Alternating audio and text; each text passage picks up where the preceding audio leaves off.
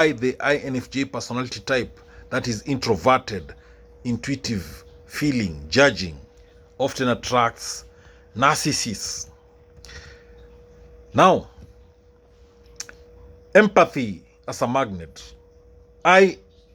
INFJs, introverted, intuitive, feeling, judging personality type, are deeply empathetic.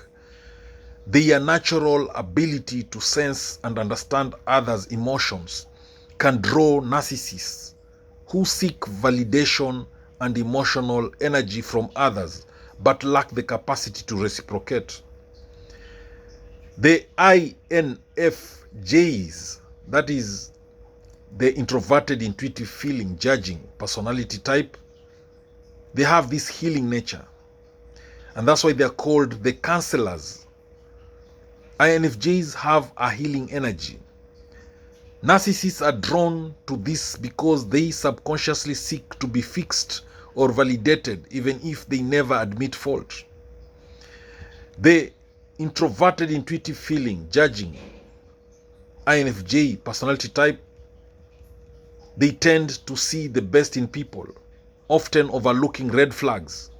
This idealism makes them vulnerable to narcissists who initially present an idealized version of themselves during the love bombing phase.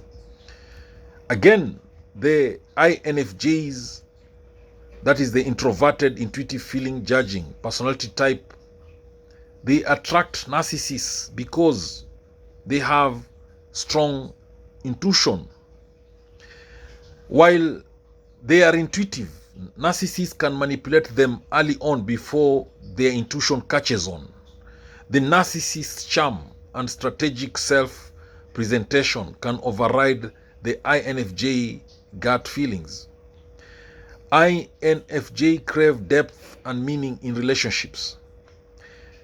They often mimic these desires at the beginning, offering what seems like an intense connection, only to later withdraw or exploit it.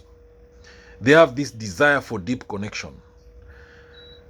INFJ, they have compassion over self-protection. They prioritize compassion over self-preservation, and this attracts narcissists. So when narcissists begin to reveal manipulative behaviors, the INFJ may justify or forgive too quickly in the name of understanding. The INFJ personality type, they have low need for external validation. Because the INFJ tend to be internally driven, they might not notice at first when narcissists begin undermining their self-worth until the damage is already done. The INFJ, they have this reserved nature. Their introversion means they don't immediately share everything about themselves. This mystic can be intriguing to narcissists who love the chase and the challenge. The INFJ have strong moral compass. Narcissists are often drawn to INFJ because they provide a stark contrast, a grounded moral presence. The narcissists benefit from this image by association, presenting themselves as good by proximity. The INFJ are known for loyalty. INFJ are known for their loyalty. Once committed, they are likely to stay and try to fix the relationship, even when they are being emotionally drained or abused. The INFJ personality type are known for conflict avoidance. They prefer harmony. The INFJ often avoid confrontation, and this makes it easier for narcissists to push boundaries without immediate resistance. The INFJ often internalize problems and blame themselves when things go wrong. Narcissists exploit this, shifting blame and responsibility onto the INFJ partner. The INFJ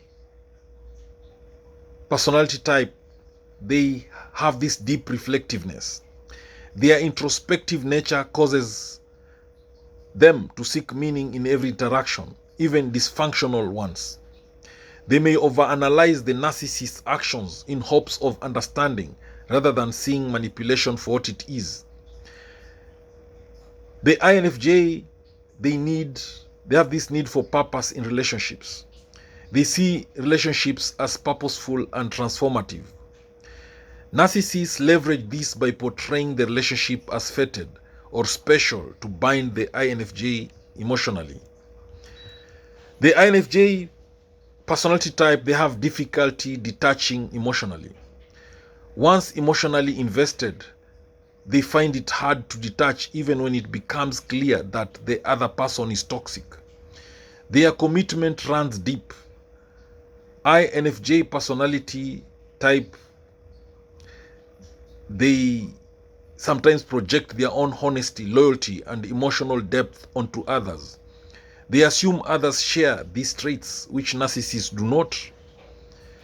The INFJ personality type, they love authenticity. Ironically, INFJs are drawn to what they perceive as emotional authenticity. Narcissists often feign this in early stages, mimicking vulnerability to draw the INFJ in. The INFJs may have poorly defined or overly flexible boundaries at the beginning of relationships. Narcissists test and exploit these limits with ease. The boundaries are often too flexible initially. The INFJ personality type, they desire to see others grow. The INFJ's growth mindset extends to others. They may believe that with love and support, the narcissist can change, which rarely happens. The INFJ's personality type, they are sensitive to rejection and guilt. They use guilt and fear of rejection to manipulate. The INFJ, sensitive to both, may endure mistreatment longer than others would. Now, the INFJ personality type, they are spiritual, philosophical in nature. And their spiritual and philosophical inclinations can make them more forgiving and patient, sometimes at the cost of their own well-being. And this attracts narcissists. The INFJ, they desire to be understood. While they deeply understand others, they feel misunderstood. And narcissists capitalize on this by mirroring and pretending to get the INFJ. The INFJ, they have this private pain. They often suffer in silence. They may not tell others when they are being manipulated, allowing the narcissist to maintain control behind closed doors. The INFJ personality type, they rescue fantasy. They harbor a wounded healer archetype, the fantasy that their love can rescue someone emotionally damaged. Narcissists play into this to avoid personal accountability. The INFJ personality type, they have long-term vision. They tend to think in long term. They imagine how a relationship could be, and they may hold on to that dream despite repeated emotional injuries, which narcissists exploit to extend their control.